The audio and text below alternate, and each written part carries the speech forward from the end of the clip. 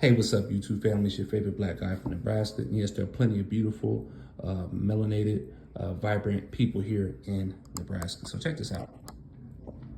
We're back. Okay, we're back. Yesterday's content is pretty good. I got a couple comments on it. If you haven't looked at yesterday's content, please check that out and then come back. Also, please check out my shorts. I just posted a lot of good information on my shorts. Information I know you guys will like. Today, you already know what book I'm in, America's the True Old World. I'm gonna be picking out of this book for a very, very long time because there's a lot of information in here that I feel like people would love to hear. This is not the normal state-sponsored, government-sponsored education here.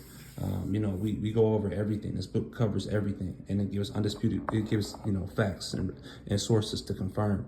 And these sources are not, they're not stooges of academia. They're not drifters. You know what I mean? They present the information as they find it, and they let us, decide whether it's true or not. So, when viewing my content, check this out. I'm not trying to get you to think one way or the other. If you don't believe it, no problem. But hey, the information is there and the proof is here. So, I'm just presenting the information. You can believe it if you're not. I have my own opinion. But yeah, I just let the chips fall where they fall. But I just would like to, I enjoy putting out this information, stuff that we don't know. And this stuff to me is backed up by a lot of evidence. So we are in chapter 8. Mexico was Southern Arabia. Okay. A lot of people say, well, Southern Arabia, but that's on another planet. Man, you'll be surprised. You'll be surprised at what comes to the surface when you look for it. So we're going to go ahead and get started. You'll find many statues of the Virgin Mother Mary holding the Christ child while standing in the center of a crescent moon.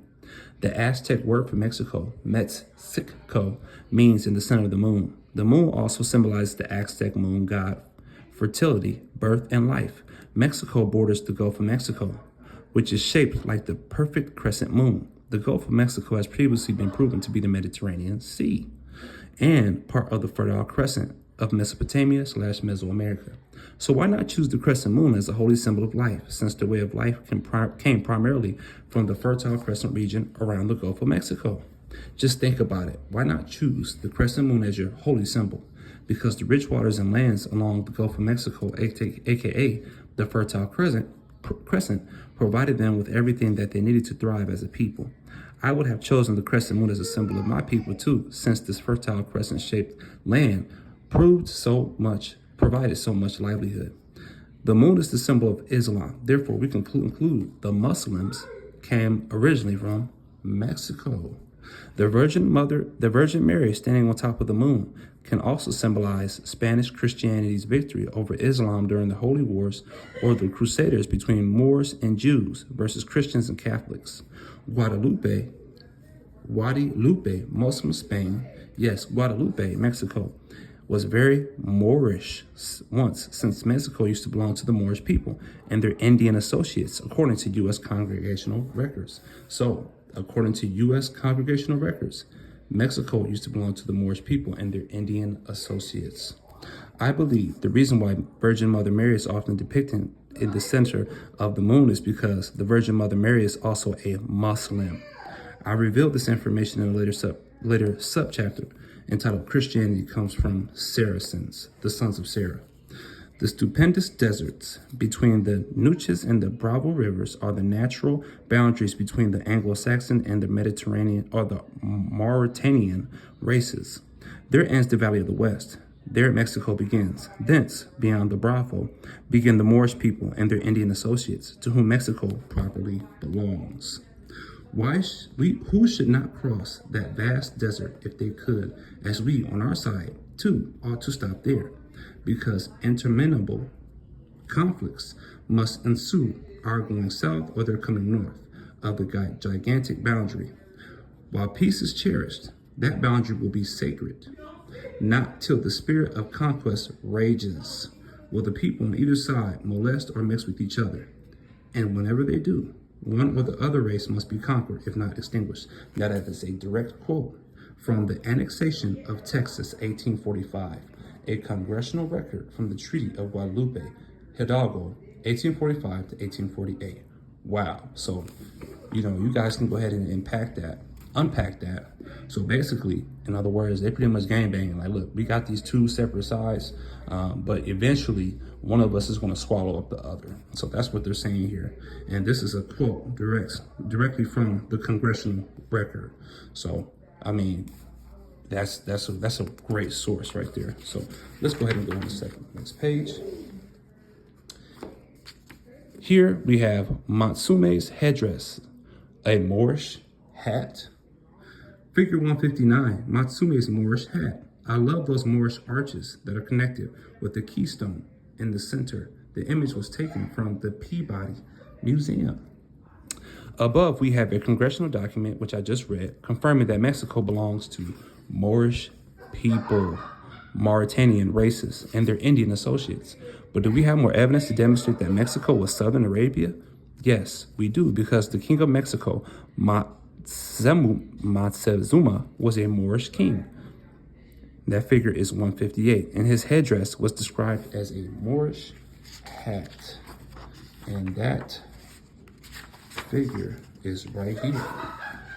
Figure 158, King Matsume of Mexico, posing in front of a Moorish/Tartarian structure. Wow. So look at that evidence right there.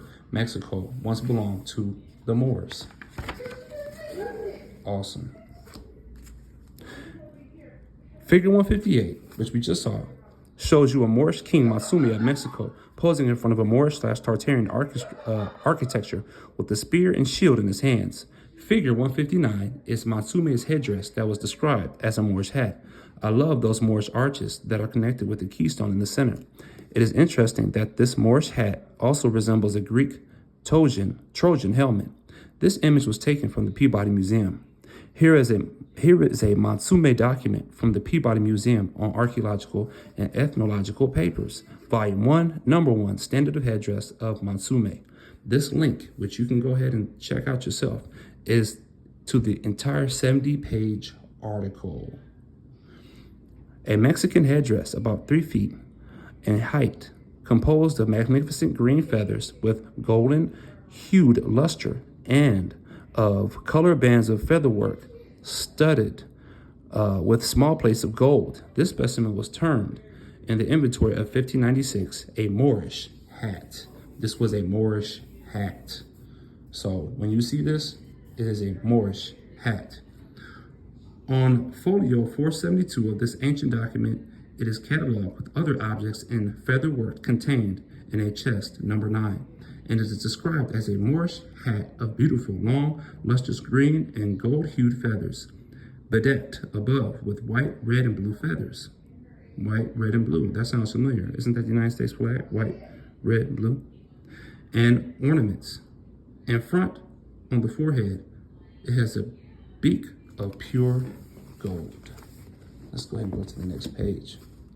Matsume, the king of Temistian and Mexico, is designated as a Moorish king in the same inventory of 1596. It is interesting to note the gradual changes that occur in the wording of the subsequent periodical official registrations of this Moorish hat. In 1613, its description was faithfully produced. In 1621, the word Indian was substituted for Moorish. Source: Zelia Nuttall, Standard or Headdress, an historical essay on a relic of ancient Mexico, 1888. So that's the source that is telling you that Indian was substituted for Moor. King Matsume II is officially listed as an emperor of the Aztec Empire and not as a Moor. So you are probably questioning this information. But what if the Aztecs, Atlantis, Ethiopians were Malian Moors? Fans of the Volume 2 of America's the True World already know that Malibu, California was Mali. The Aztecs named their first colony Malinaco in Mexico. In old Mali, there is one village called Malicoma. The name Mali was used with suffixes by Africans to name cities. That could explain the name Malinaco, since the Aztecs were also Malian Moors as Cushites. Please keep in mind that Africa is a modern name, and Africa was on both sides of the world. Therefore, I refer to call the Aztec Ethiopians Abyssinians, since the Atlantean people were also Ethiopians. Spanish writers who saw the Aztecs described them as Moors because the Aztecs wore the same clothing that is worn by Africans called Moors. This wear is clothes a kind of highly colored shawl. The men wear breech clothes about their bodies and large mantles, very thin and painted in the style of Moorish draperies. Herman Cortez claimed to have seen over 400 mosques while making war on the Aztecs. Source: Hernan Cortez Letters of Cortez, 1908. So they had mosques over there as well. Interesting. Additional evidence that Moslem Moors come from Mexico is the Mexican city named Heroica Matamoros, which means killer of Moors. Baghdad, Tamaulipas, in Mexico was the town on the south bank of the mouth of Rio Grande. This town is also known as the Port of Baghdad or the Port of Matamoros, since it is inside the municipality of Matamoros. See figure 160, which will come on that on next page. Tamaulipas, Matamoros means killer of Moors, a title given to Spain's patron St. James in the Middle Ages. Figure 160 shows you Playa Baghdad and Matamoros in Mexico. Playa Baghdad sits in the center of the Gulf of Mexico, which signifies that it was once a port of great importance once. In fact, the Battle of Baghdad was during the Civil War, and it was fought in Baghdad, Tamaulipas, over control of this Moorish port. The port of Baghdad was officially declared non-existent in 1880 after the Moors lost the Civil War. It is now invisible, covered by the shifting sands of time. During the Civil War, the Moorish Southern Confederacy utilized camels at the recommendation of Secretary of War Jefferson Davis in 1857. Each carried 2 bales of cotton to Matamoros, where it was then unloaded and shipped on to Baghdad. The camel caravans would return to Camp Verde carrying 600 pounds of salt from El Sal del Rey and Salvesia. A camel could carry twice the load a mule could. However, Brownsville citizens soon complained when some camels created havoc. The Brownsville Commission immediately enacted an ordinance prohibiting anyone from walking camels in the streets. Baghdad means gift from God. All right. And here, figure 160, map of Playa Baghdad, Port of Baghdad and Matamoros, killers of Moors in Mexico. Wow, who would have known? Baghdad was the center of the intellectual world during the Islamic Golden Age. Baghdad is the capital of Iraq. Iraq is an Islamic country that features a crescent moon on their new flag. Iraq, in ancient times, was part of Mesopotamia, aka the Fertile Crescent. Wow. Okay, it's all coming together. It is also interesting that during the Civil War, the Iroquois Confederation fought for the Moorish Southern Confederacy. The tribal name of Iroquois, Iraq. Iraqian has the root word of Iraq as a prefix, since you do a vowel substitution with another vowel.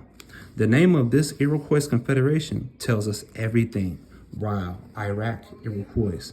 Now, here is our biggest piece of evidence proving that Muslims come from Mexico, is the fact that the King Philip II of Spain called parts of America Arabia. King Philip II of Spain recognized the lands of Yucatan and what today we call the Yucatan as Southern Arabia. Etymologically, Yucatan and Yucatan are the same, since the letter J is modern and can be replaced with the letter Y, giving us Yucatan. We know that the vowels are interchangeable with ancient Semitic languages like Hebrew, so the letter O can be replaced with the letter U, which gives us Yucatan. We are getting closer now. The letter K and the letter C have the same meaning and value and are interchangeable with each other, which now gives us Yucatan. All we are missing now is the letter A, which is no biggie since canceling a vowel